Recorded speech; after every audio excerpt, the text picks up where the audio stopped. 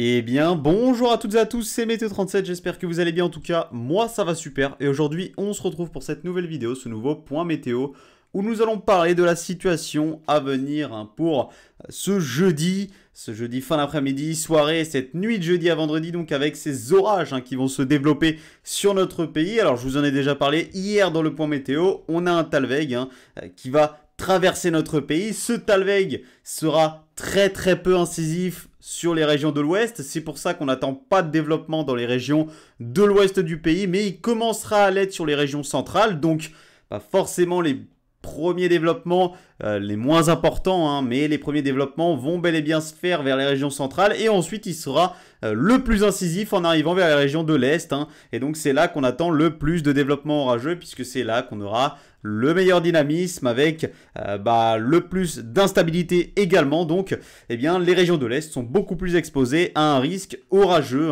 avec avec de la chaleur, de l'humidité qui sera présente. On aura beaucoup d'eau précipitable également dans les régions de l'Est, et on va regarder donc tous ces paramètres, qu'est-ce que tout ça va avoir comme conséquence au niveau de ces orages. Donc plusieurs phénomènes sont à surveiller au niveau de ces orages. On va surveiller les rafales de vent dans une moindre mesure, puisqu'on n'attend pas forcément de très fortes rafales de vent, mais localement ça pourrait souffler. Mais ce qu'on surveille surtout, c'est les cumuls de pluie au passage de ces orages. On attend énormément de pluie. Alors, les premiers développements vont donc arriver au niveau des régions centrales. Comme je vous ai dit, c'est là que le Talweg va commencer peu à peu à être incisif. C'est vers les régions centrales. Donc, c'est là qu'on attend des développements orageux qui resteront normalement modérés sur ces secteurs. Alors, on attend tout de même, sous les cellules les plus importantes, des rafales de vent qui peuvent souffler jusqu'à 60-70 km/h au passage de ces cellules orageuses.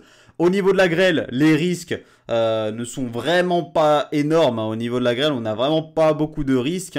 S'il devait y avoir de la grêle, ce serait seulement des grêlons de 1 à 2 cm. Rien d'énorme au niveau de la grêle. Et au niveau donc des rafales de vent, ça ne soufflerait que jusqu'à 60-70 km/h. Et au niveau des cumuls de pluie, il n'y a également rien à surveiller au niveau de ces orages sur les régions centrales. Ils donneront peu de pluie et ils seront assez mobiles. Donc, ça restera des orages modérés sur ces secteurs. Alors, certains modèles voient une zone ici d'orage potentiellement fort en allant du nord de la région centre, en passant par le sud de l'Île-de-France et en allant jusqu'à la Champagne. Sur cette zone, il y a un potentiel d'orage fort, donc soyez quand même prudents au passage de ces orages sur ces secteurs. Donc, en allant du nord ici du centre Val-de-Loire, en passant par le sud de l'Île-de-France et en allant vers la Champagne-Ardenne.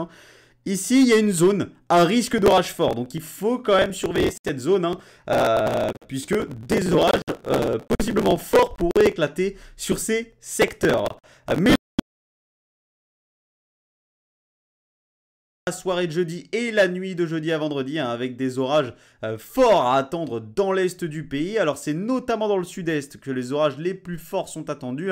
On pourrait déjà avoir des orages forts entre la soirée et le début de nuit dans le nord-est, donc en passant par la région Grand Est, vous le voyez, en allant de la région Grand Est jusqu'à la région Bourgogne-Franche-Comté, vous voyez qu'on va avoir de nombreux orages sur ces secteurs déjà en soirée et début de nuit de ce jeudi à vendredi, et donc on surveillera les orages évidemment déjà sur ces secteurs qui pourraient donner des cumuls allant de 50 à 60 mm localement. Donc on attend déjà de bons cumuls sur ces secteurs, mais là on attend le plus de pluie, c'est pas dans le nord-est du pays, c'est bel et bien dans le sud-est. Alors donc le risque à surveiller vraiment, c'est à la limite ces cumuls de pluie et les rafales de vent, même si on n'a pas de risque énorme dans le nord-est du pays. De toute façon, cette dégradation orageuse ne s'annonce pas exceptionnelle, elle ne s'annonce pas énorme comme ce qu'on a pu avoir il y a une semaine et demie.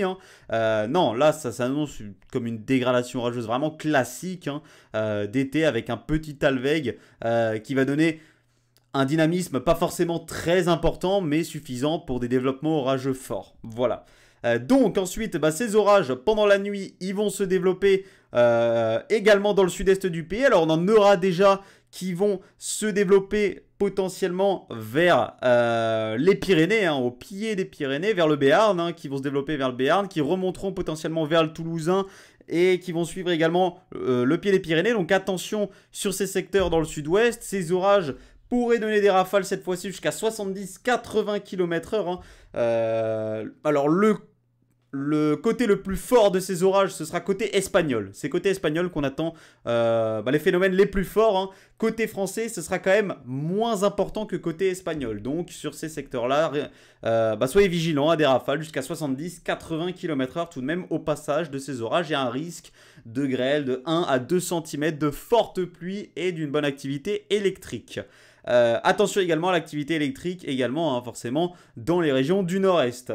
Ensuite, tout cela, pendant la nuit de jeudi à vendredi, va se décaler progressivement vers le sud-est et va concerner donc majoritairement la vallée du Rhône, le massif central, une partie du massif central, la vallée du Rhône, en remontant jusqu'à la Franche-Comté, voilà, jusqu'au Jura. Donc, soyez prudents également sur ces secteurs. On attend cette fois-ci énormément de pluie, localement jusqu'à 80-90 mm de pluie au passage de ces orages sur ces secteurs en allant surtout ici vers la vallée du Rhône. C'est là qu'on attend le plus de précipitations et avec également des orages électriques, une bonne activité électrique sur ces secteurs, un petit risque de grêle qui n'est pas très important et des rafales de vent pouvant localement souffler jusqu'à 80-85 km/h. Donc soyez prudents sur ces secteurs, c'est là réellement qu'on attend les orages les plus importants sur notre pays pour cette séquence orageuse. Derrière, le calme revient, le calme va revenir. Alors comme je vous ai dit,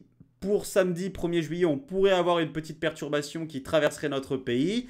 À l'arrière de ce Talweg, c'est un flux plutôt orienté nord-ouest qui va se mettre en place. Donc des températures qui vont revenir vers les normes de saison. Déjà pour ce vendredi 30 juin, on devrait être dans les normes de saison sur notre pays. On devrait également être à peu près dans les normes de saison pour le 1er juillet. Et derrière, on va avoir beaucoup de fluctuations au niveau des températures. Elles pourraient remonter puis redescendre derrière. Et on pourrait avoir d'ailleurs un contraste nord-sud qui pourrait se mettre en place avec des basses pressions sur l'Europe du Nord qui influenceraient les régions du nord du pays et des hautes pressions sur l'Europe du Sud qui influenceraient les régions du sud du pays. Donc forcément un temps plus chaud au sud qu'au nord. Mais ça, je vous en reparlerai dans un prochain point météo.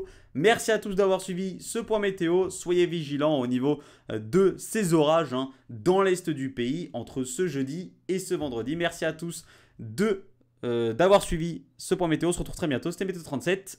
Bye tout le monde.